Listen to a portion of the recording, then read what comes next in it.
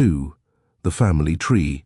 Anarchism is a creed inspired and ridden by paradox, and thus, while its advocates theoretically reject tradition, they are nevertheless very much concerned with the ancestry of their doctrine. This concern springs from the belief that anarchism is a manifestation of natural human urges, and that it is the tendency to create authoritarian institutions which is the transient aberration. If one accepts this view, then anarchism cannot merely be a phenomenon of the present.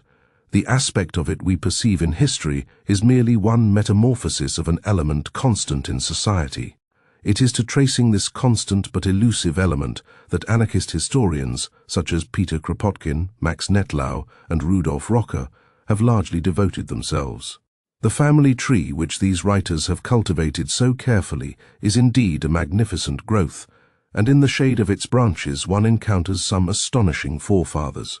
Kropotkin was perhaps the most extreme of all the anarchist genealogists, for he sought the real origin of his creed not among individual thinkers, but among the anonymous mass of the folk. Anarchism, he declared, originated among the people, and it will preserve its vitality and creative force so long only as it remains a movement of the people. In modern science and anarchism, this belief is elaborated in historical terms. From all times, Kropotkin claims in this book, two currents of thought and action have been in conflict in the midst of human societies. These are, on the one hand, the mutual aid tendency, exemplified in tribal custom, village communities, medieval guilds, and, in fact, all institutions developed and worked out, not by legislation, but by the creative spirit of the masses, and, on the other hand, the authoritarian current, beginning with the magi, shamans, wizards, rainmakers, oracles, and priests, and continuing to include the recorders of laws and the chiefs of military bands. It is evident, Kropotkin concluded dogmatically, that anarchy represents the first of these two currents. We can therefore say that from all times there have been anarchists and statists. Elsewhere, Kropotkin conjectures that the roots of anarchism must be found in the remotest Stone Age antiquity, and from this highly personal view of prehistory he goes on through all. The gamut of rebellious movements to the early English trade unions, reaching the eventual conclusion that these are the main popular anarchist currents which we know of in history. Parallel with Kropotkin's search for an unnamed and inarticulate anarchism of the people, runs the search of other historians of the movement for anarchist elements in the thoughts of philosophers and writers in the past.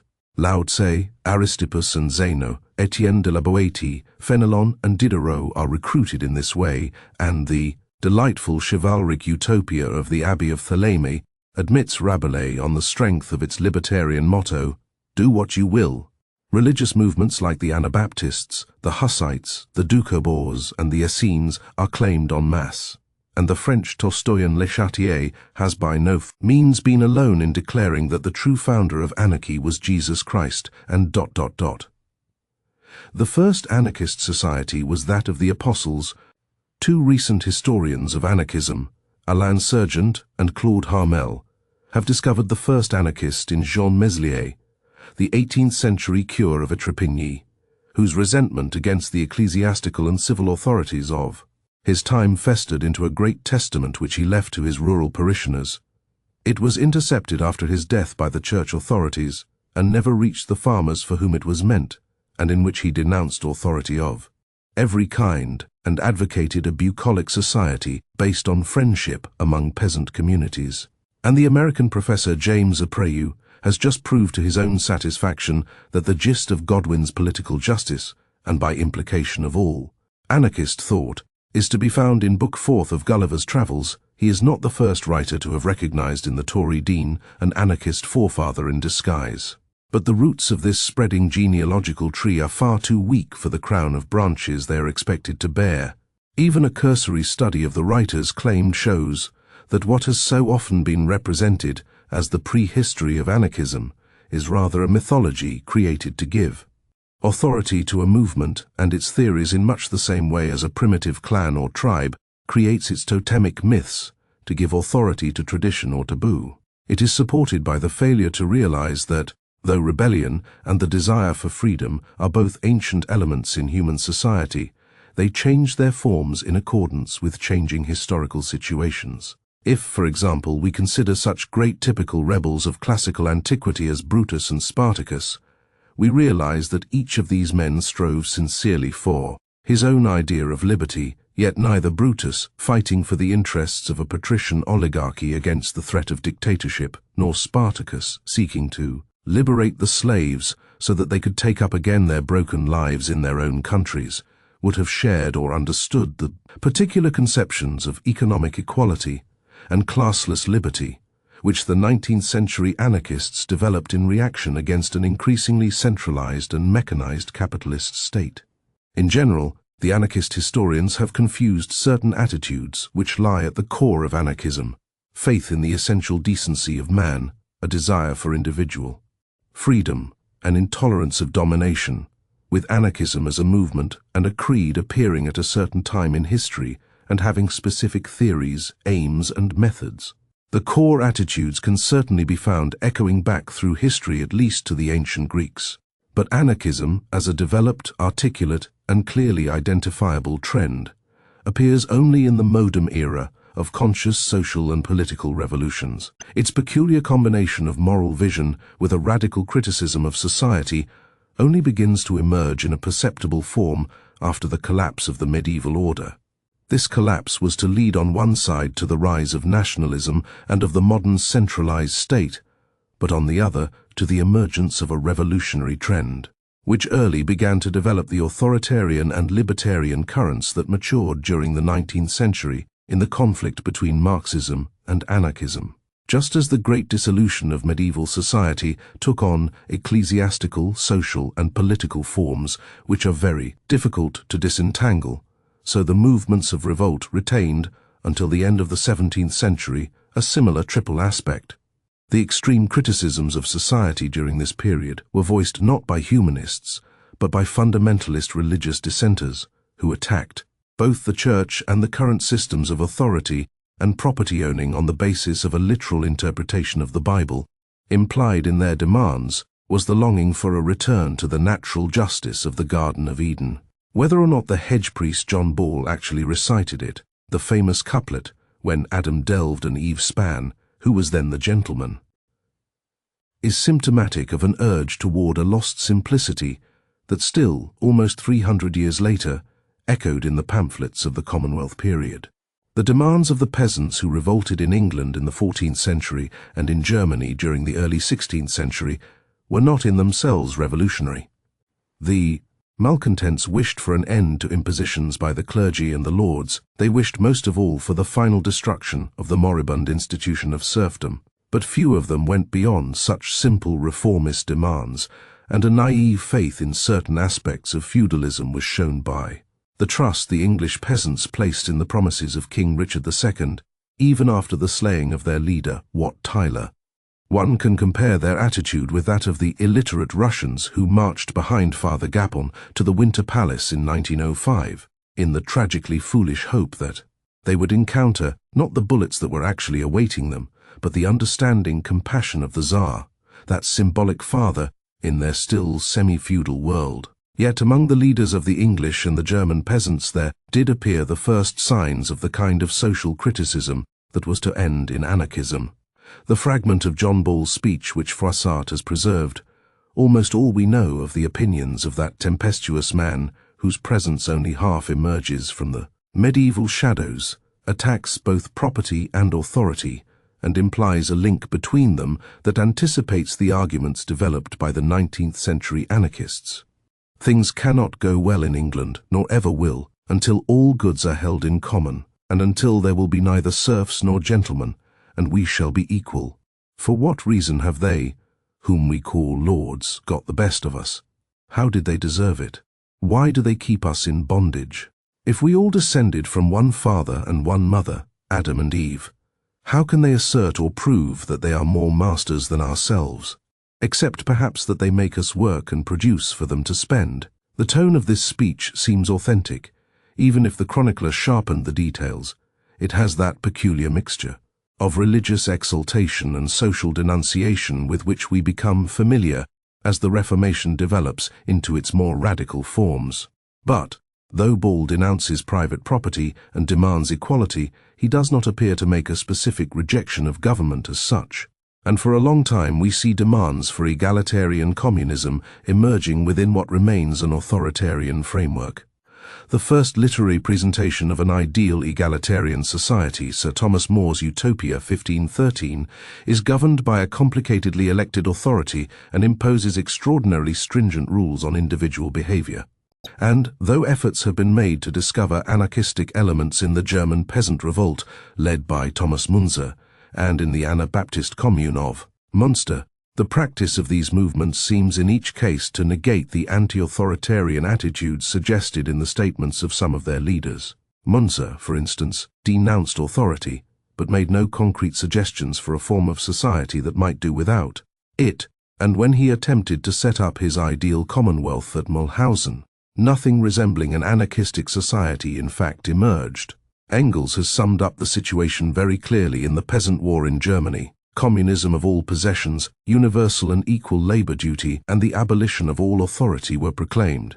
In reality, Mulhausen remained a republican imperial city with a somewhat democratic constitution, with a Senate elected by universal suffrage and under the control of a forum, and with the hastily improvised feeding of the poor.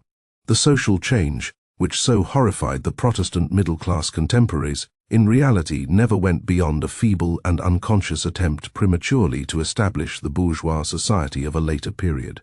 As for the Anabaptists, their denunciations of earthly authority were negated by their theocratic inclinations, and there was little evidence of a genuine libertarian trend in the attempt to impose communism forcibly in Münster, or in the expulsion from the city of those who refused to become Anabaptists, or in the puritanical iconoclasm which led to the destruction of manuscripts and musical instruments. A small group of Anabaptist saints appears to have exercised a rather ruthless authority during most of the stormy history of the Münster Commune, and in the end, Jan of Leyden became not only the spiritual leader, but also the temporal ruler of the city, claiming to be king of the earth, destined to usher in the fifth monarchy which would prepare the second coming of Christ. What seems to have been lacking in these movements, from an anarchist point of view, was the element of individualism that would have balanced their egalitarianism.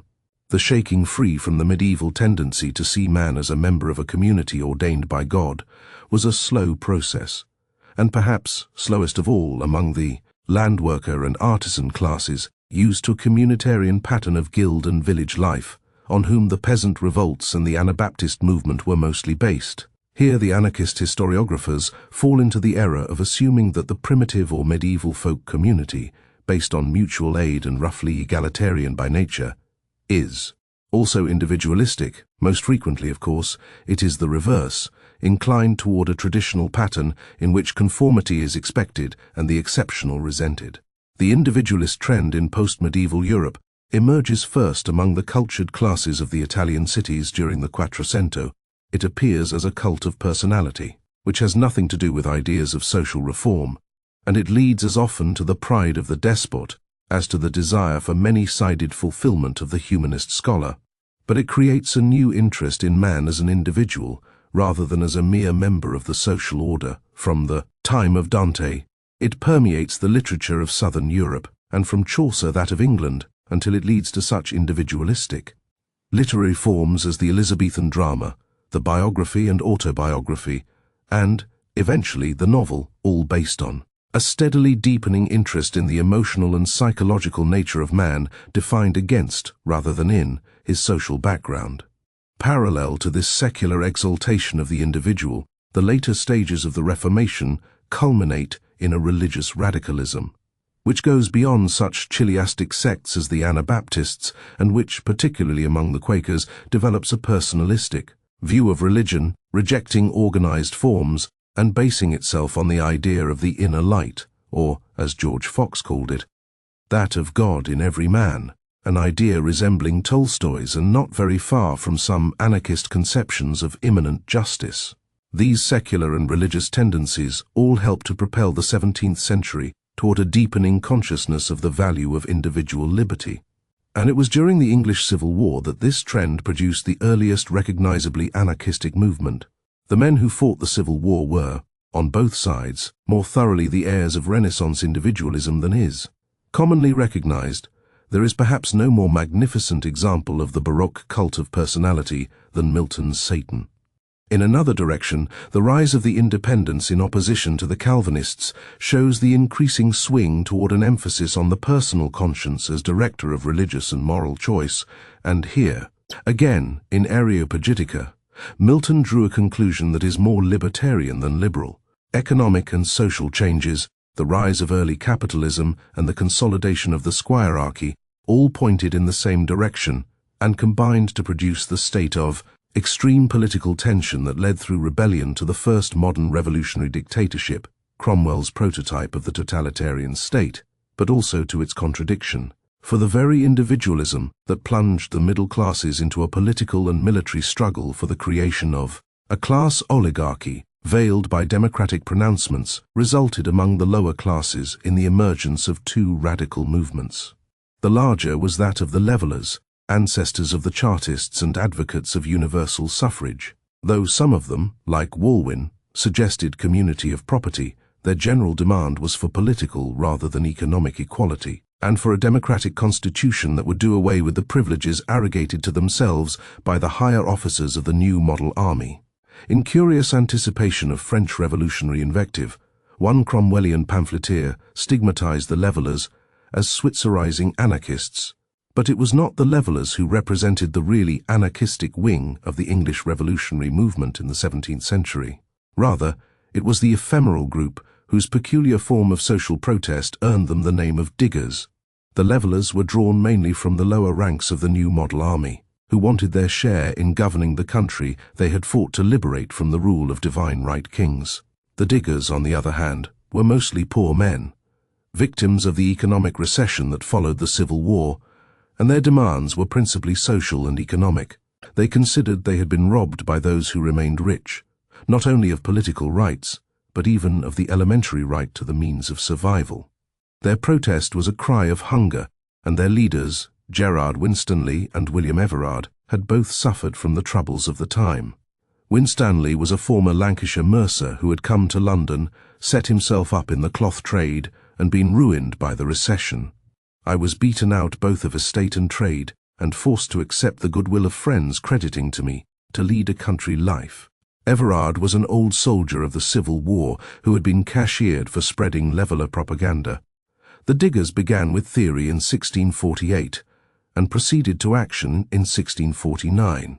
Winstanley's early pamphlet, Truth Lifting Up Its Head Above Scandals, established the philosophic basis of the movement as a rationalistic one. God, in Winstanley's view, was none other than the incomprehensible spirit, reason. Where does that reason dwell? He asks. He dwells in every creature, according to the nature and being of the creature, but supremely in man. Therefore man is called a rational creature. This, he continues in an interesting anticipation of Tolstoy, is the kingdom of God within man. From this almost pantheistic conception of God as immanent reason, there arises a theory of conduct which suggests that if man acts in accordance with his own rational nature, he will fulfill his duty as a social being. Let reason rule the man, and he dares not trespass against his fellow creatures, but will do as he would be done unto. For reason tells him, Is thy neighbour hungry and naked today? Do thou feed him and clothe him. It may be thy case tomorrow, and then he will be ready to help thee. This is near to literal Christianity, but it is just as near to Kropotkin's view of the motivation of mutual aid, and in his most radical pamphlet, The New Law of Righteousness, Winstanley emerges with a series of propositions which reinforce the anarchistic elements in his thought. Equating Christ with the universal liberty, he begins with a statement on the corrupting nature of authority, and here he criticizes not only political power, but also the economic power of the master over his servant, and the familial power of the father over the child, and the husband over the wife. Every one that gets an authority into his hands tyrannizes over others, as many husbands, parents, masters, magistrates that lives after the flesh do carry themselves like oppressing lords over such as are under them, not knowing that their wives, children, servants, subjects are their fellow creatures, and hath an equal privilege to share with them in the blessing of liberty. But the equal privilege to share in the blessing of liberty is not an abstract privilege. Its conquest is linked with the attack on property rights. And here Winstanley is emphatic in his insistence on the intimate link between economic and political power.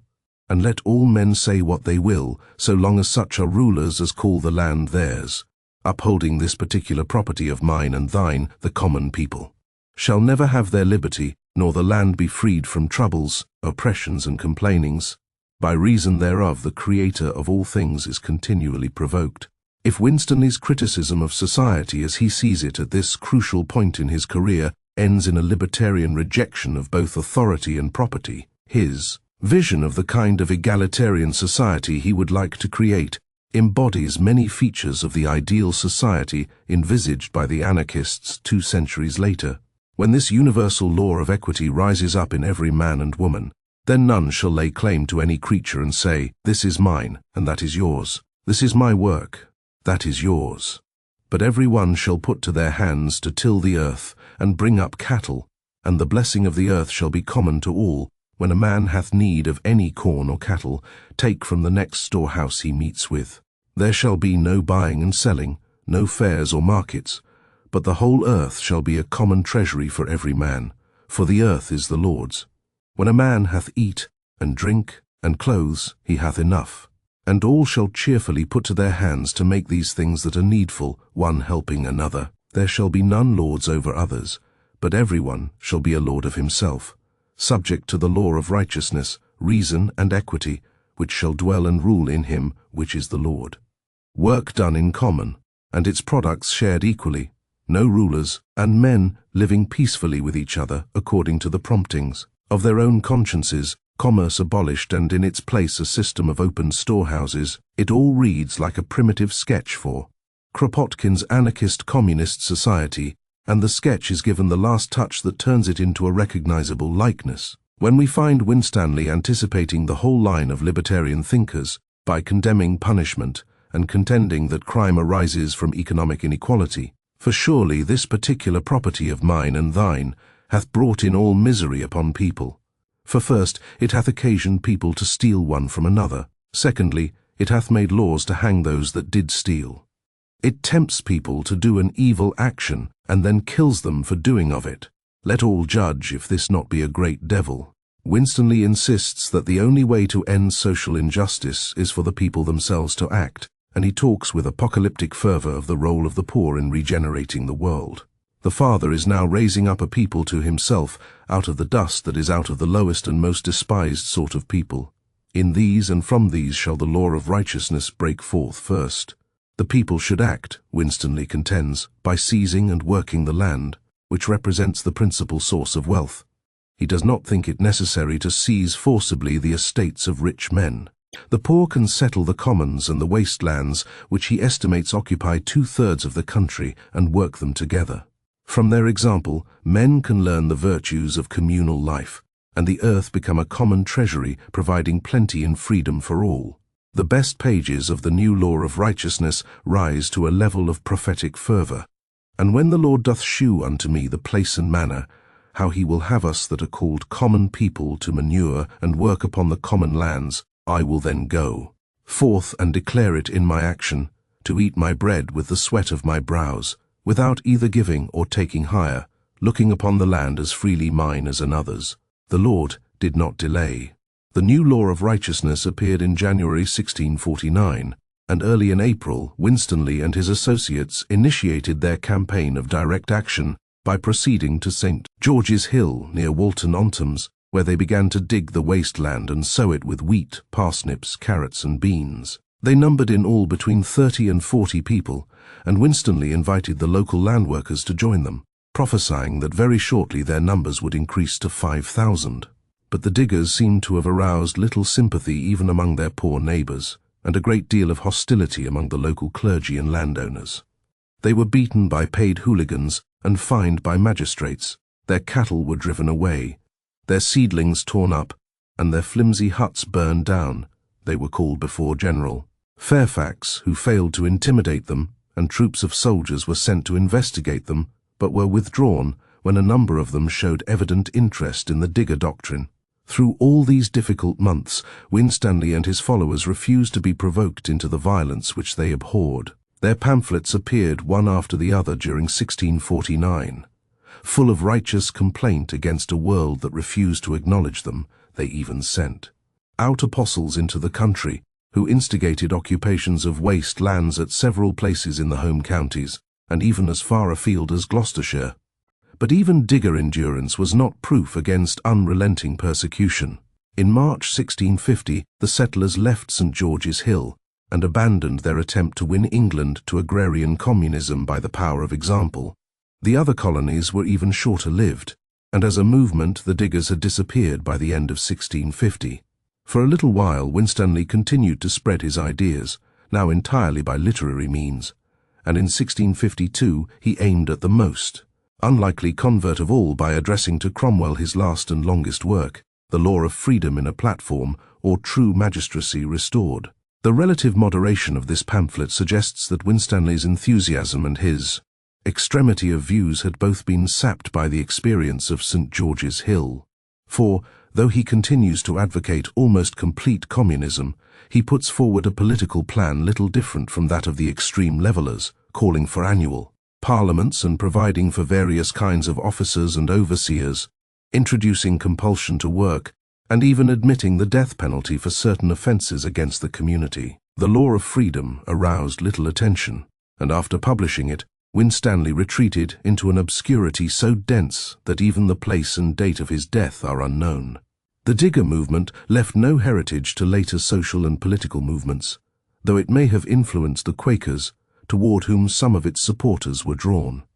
So completely was it forgotten, indeed, that even William Godwin, writing his History of the Commonwealth, does not appear to have realized how similar the Digger doctrine was to that which he himself developed in political justice.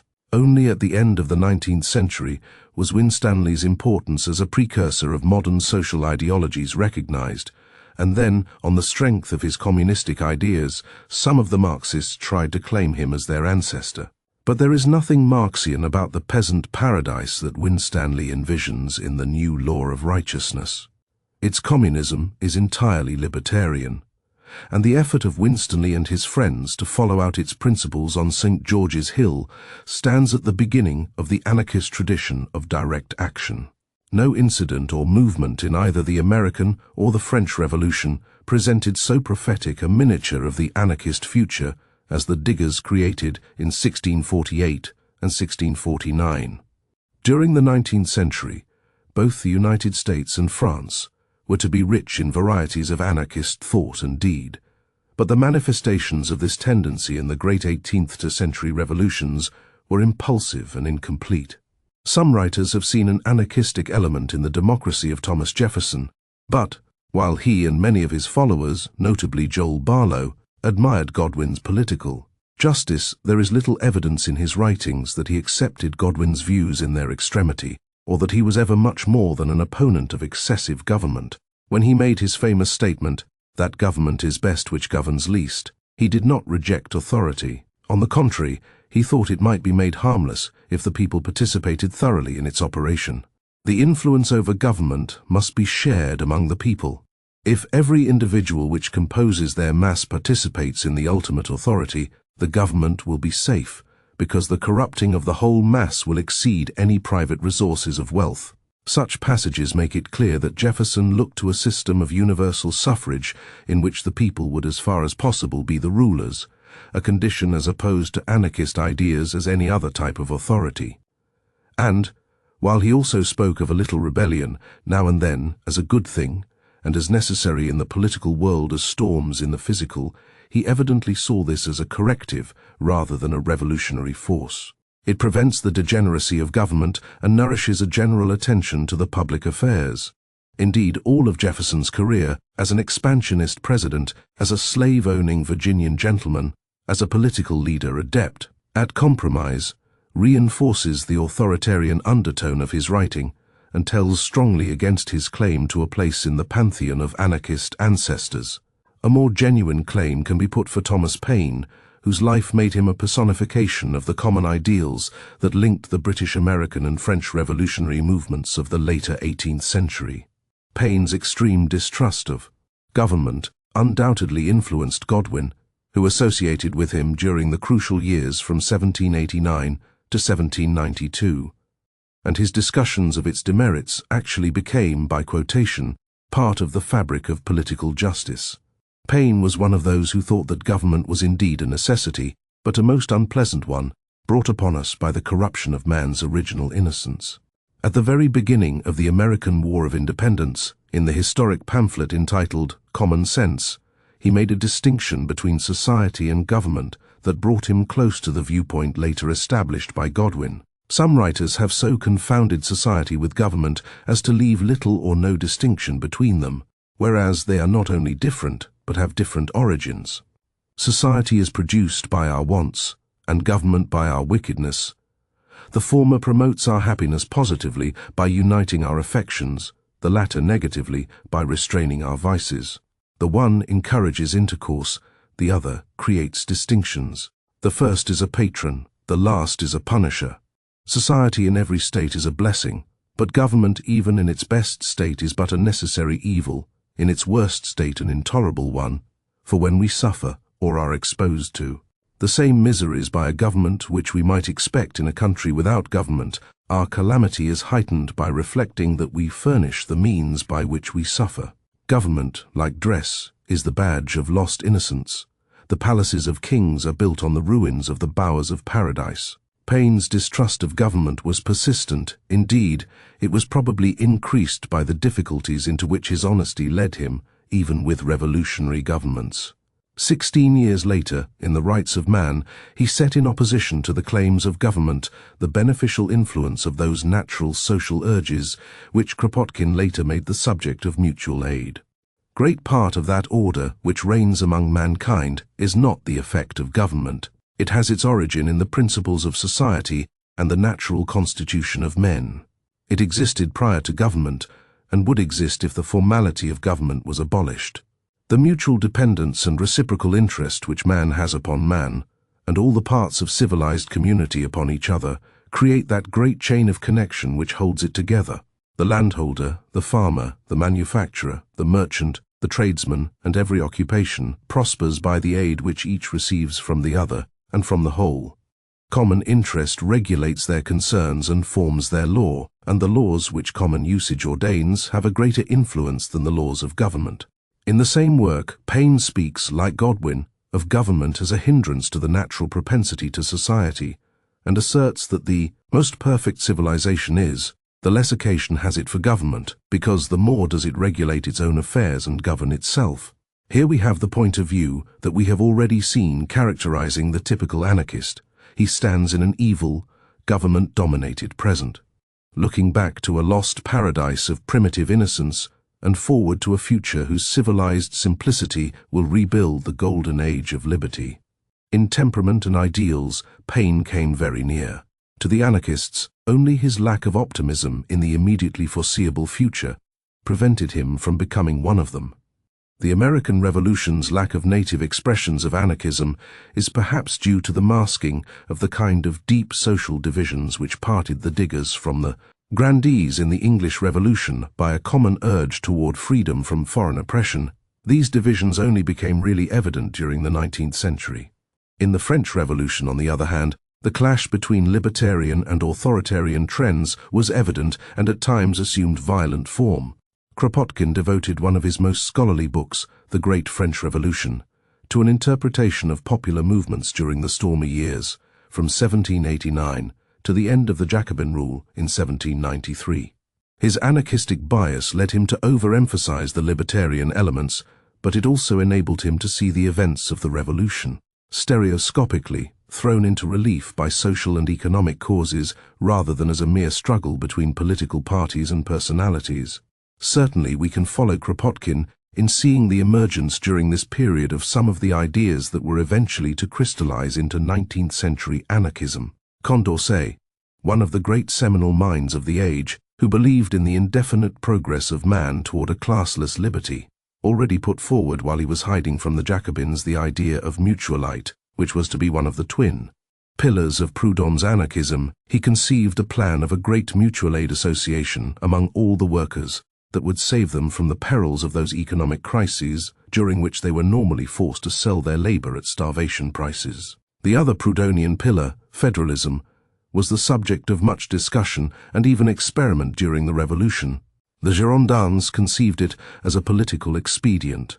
While the Paris Commune in 1871 was to see in a federal republic the means of saving Paris from a reactionary France, the Girondins imagined that it might save France from a Jacobin Paris. A more genuinely social federalism emerged among the various semi-spontaneous revolutionary institutions of the time. First, in the districts or sections into which the capital had been divided for electoral purposes, and out of which the Commune of Paris arose, and later in the network of popular societies and fraternal societies, as well as revolutionary committees, which tended to take the place of the sections as the latter became subordinate political organs, dominated by the Jacobins. In this connection, Kropotkin quotes an interesting passage from Sigismond Lacroix's Acte de la Commune. The state of mind of the districts ... displays itself both by a very strong sentiment of communal unity and by a no less strong tendency towards self-government. Paris did not want to be a federation of 60 republics cut off haphazard each in its territory. The Commune is a unity composed of its united districts.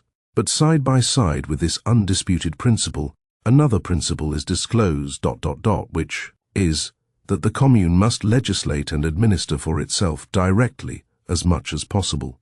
Government by representation must be reduced to a minimum. Everything that the Commune can do directly must be done by it, without any intermediary, without any delegation, or else it may be done by delegates reduced to the role of special commissioners, acting under the uninterrupted control of those who have commissioned them. The final right of legislating and administering for the Commune belongs to the districts, to the citizens who come together in the general assemblies of the districts. In such an organization, Kropotkin sees an early expression of the principles of anarchism, and concludes that these principles had their origin not in theoretic speculations, but in the deeds of the great French Revolution. But here again, he allows his anxiety to prove the folk origins of anarchism to lead him into exaggeration. What he misses is the fact that the right of legislating, even if it is brought down to the level of general assemblies, still exists. The people rule. And so we must regard the revolutionary years as an attempt at direct democracy rather than at anarchy. Yet, even if it was not anarchist in any true sense, the Commune was, like its successor in 1871, federalist, and here it anticipated Proudhon by developing sketchily the kind of practical framework in which he thought an anarchist society might develop. But we have to look beyond Condorcet's mutualism and the federalism of the Commune to find the real proto-anarchists of the French Revolution.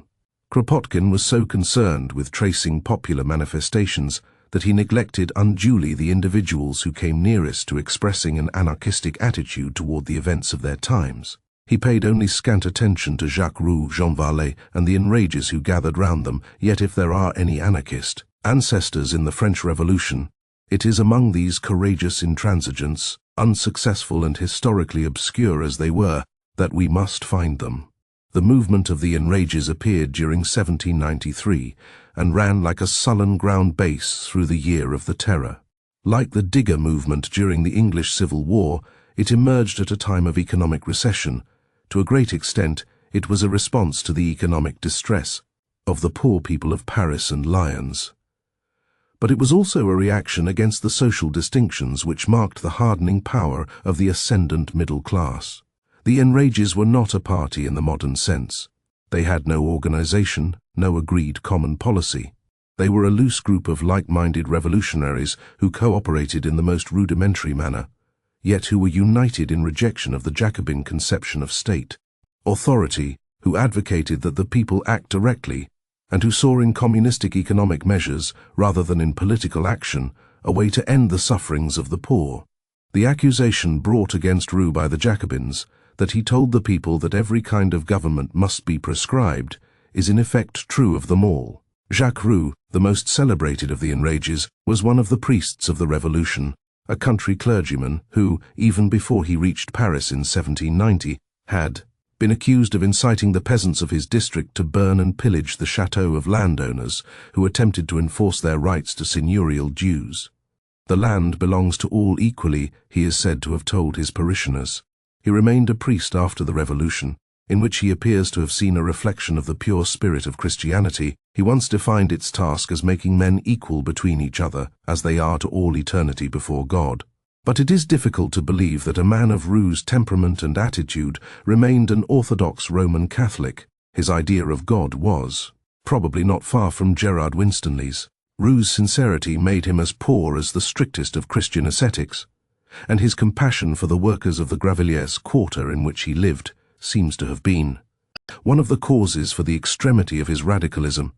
Yet there was a hard fanatical edge to his character, which led him into the one action that odiously mars his memory. While Thomas Paine pleaded for the life of Louis XVI, Roux was among those who were charged with witnessing the king's execution. Before leaving the prison, Louis asked if he could confide his will to him as a priest. Roux replied coldly, "I am here only to lead you to the scaffold." Yet the man who gloated on the destruction of the king as the living manifestation of authority later protested from his own prison cell against the brutalities which the terror was inflicting on men and women whose only crime was the rank into which they were born by chance. From the beginning, Roux was active in the revolutionary life of Paris. He frequented the club of the Cordeliers, and in March 1792 hid Marat in his own house, an act which did not save him later from the attacks of the self-styled friend of the people. He ran unsuccessfully as candidate for the convention, and eventually became a member of the General Council of the Commune.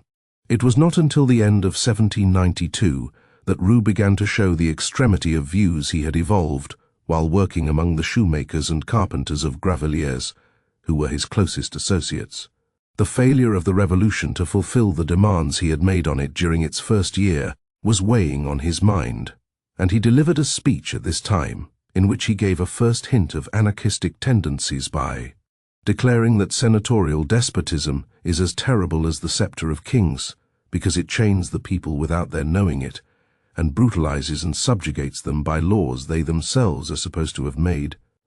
During the unruly weeks that followed, when petitioners appeared at the bar of the convention with demands for the control of prices, and the poor people of Gravelliers rioted against profiteering shopkeepers, Roux defended them, and may even have played some part in inciting them.